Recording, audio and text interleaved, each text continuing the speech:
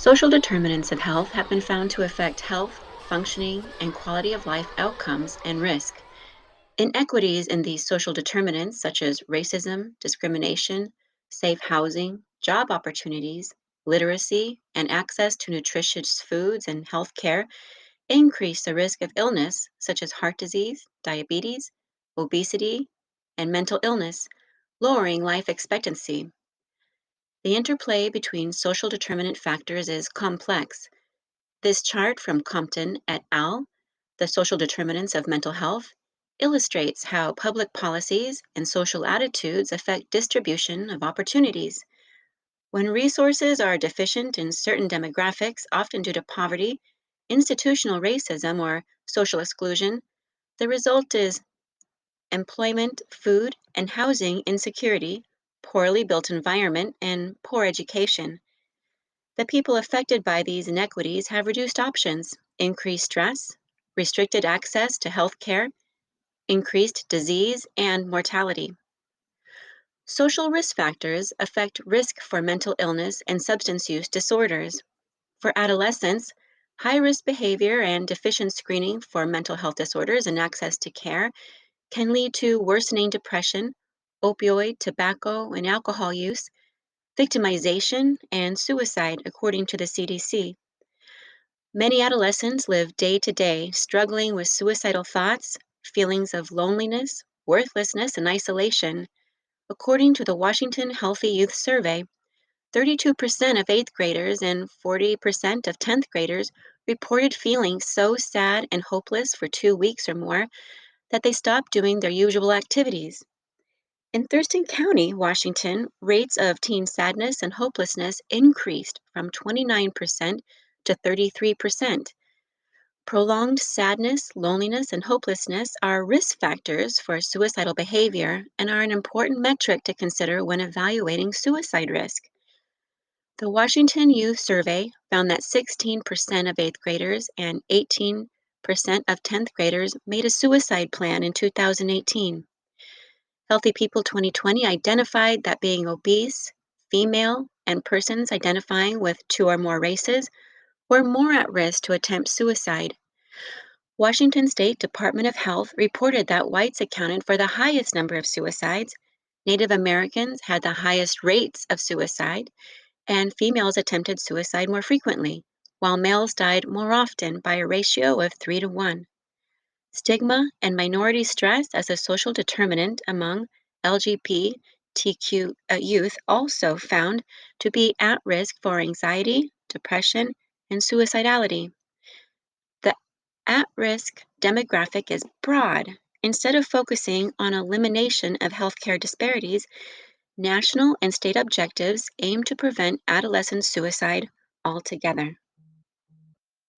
The earlier young people get treatment for depression, the more effective it can be. Early treatment can also help prevent more severe long term problems as children and adolescents get older.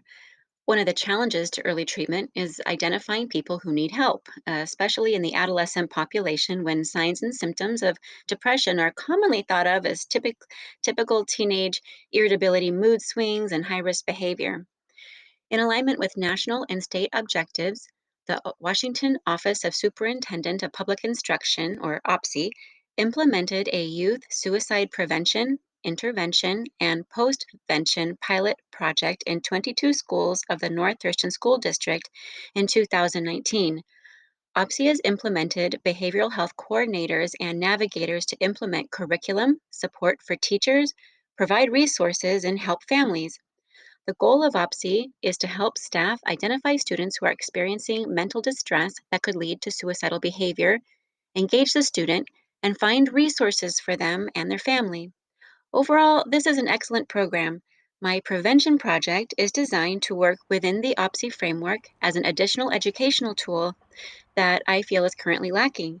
I would like to include media that appeals to a broad demographic of adolescents in a non classroom setting.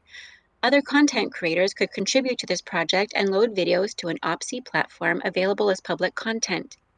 Access to a variety of copyright-free videos for school district or other content creator use would be a great way to encourage shared information.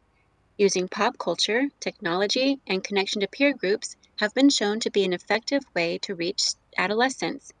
I created a short video about what kids can do if they were feeling suicidal or have a friend that they are worried about as an example of content designed for free use.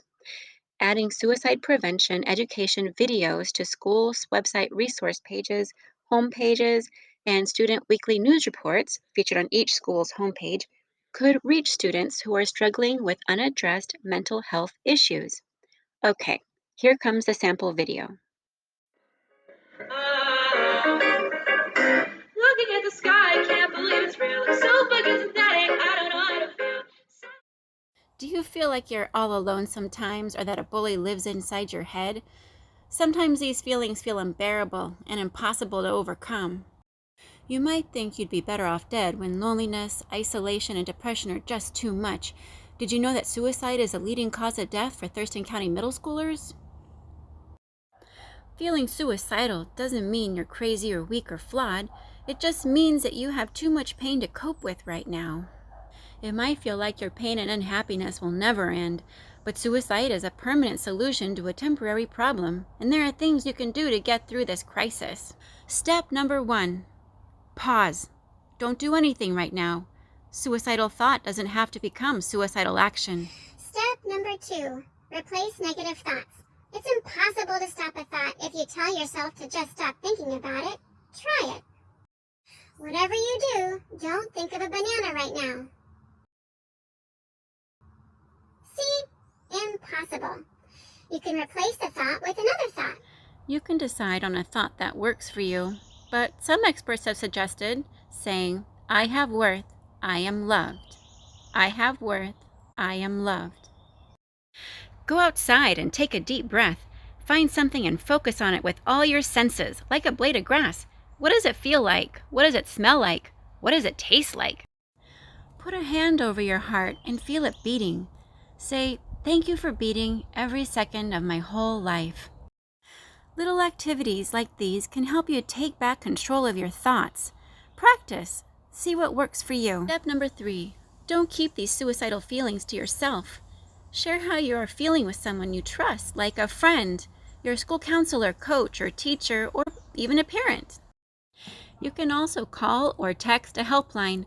The people at the helpline are very nice, knowledgeable, and literally sitting by the phone waiting for a call. Did you know you can reach out even if you're just worried about a friend? Your friend might say, I wish I could go to sleep and never wake up, or I just want the pain to stop, or I want to die. Take them at their word. It was probably hard for them to share how they feel. Talking to your friend about suicidal feelings won't make them more suicidal, but it might make them feel better. Offer to go with them to the school counselor or call the helpline with them. You can help by being there and listening, letting them know they aren't alone. Together, we can get through this.